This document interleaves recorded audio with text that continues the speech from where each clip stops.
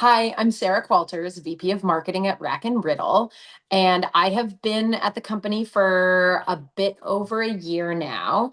Before this, I worked at the Wine Group in marketing, and I had experience as a brand marketing manager at Clorox as well. But I've been in the wine and spirits industry now for about 13 years.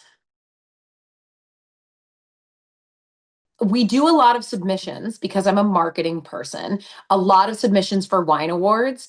And it's a little bit of a black box to me. We submit wines, we'll submit wines under a bunch of different labels. And one year we'll get a 91 on something, and another time we'll get an 89, and sometimes we'll get a silver, and sometimes a double gold.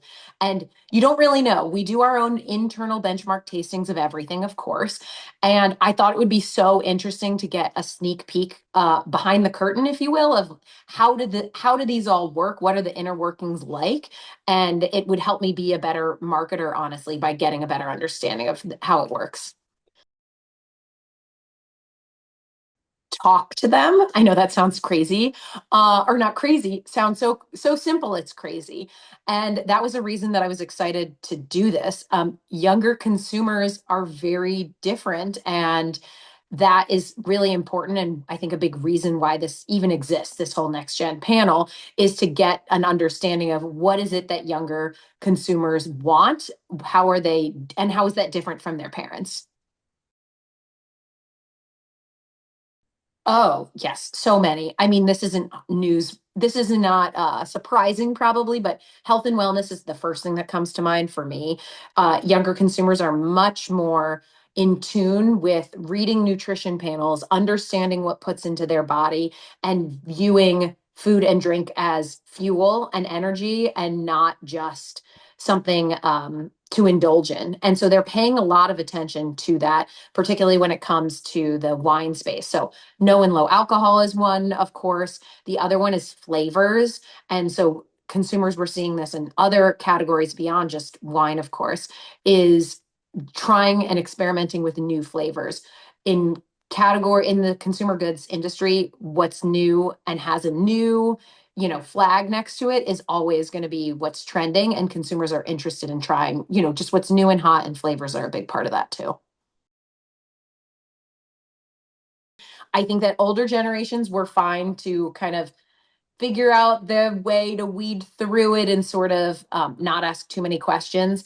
The joke of like picking the second cheapest wine on a restaurant menu, for example, was always viewed as like that's an acceptable way to kind of keep your nose down and eyes to the ground. Now, I think younger consumers are fine saying transparently, like, I don't understand this category. I don't know what's happening. Please educate me, help me. Like, I want to find something that tastes good. Invite me in, but do it in a way that makes it approachable and accessible. And I think they're just not as scared to say, I'm not a master, I'm not a som, and that's okay. Just invite me to the party. I think that all this disruption is making innovation a perfect time to make us ripe for innovation. So I already talked a little bit about like no and low and flavors.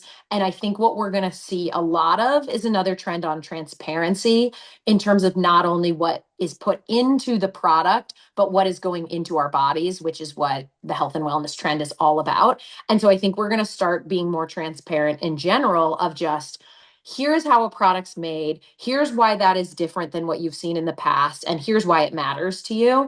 And so I'm excited because I think that this shroud of mystery that wine has always been is now starting to be lifted because consumers are demanding it and saying we don't really understand what's in it, how it's made, why it matters. And so we are starting to do that. And some of that is happening in the case of nutrition panels and ingredients, but also how brands are representing themselves online by sharing more from their winemakers, from their producers, a sneak peek behind the scenes. And I think that is really exciting for just the future of growth of this category. I am really excited. I've actually had the chance now since being, part of this group. I was invited to my first panel tasting as a judge. And boy, was it eye opening. And what I realized, one of my big takeaways I was one of the youngest people in the room, and I know that's one of the reasons that we are doing this. But what I don't want to lose is that great knowledge and history from the people who have been doing this for decades. And so what I'm excited about is that not only am I going to get to come in and kind of get a sneak peek and a peek behind, the curtain of what happens in these judging in these panels, but to also learn from these people who've been doing it for decades.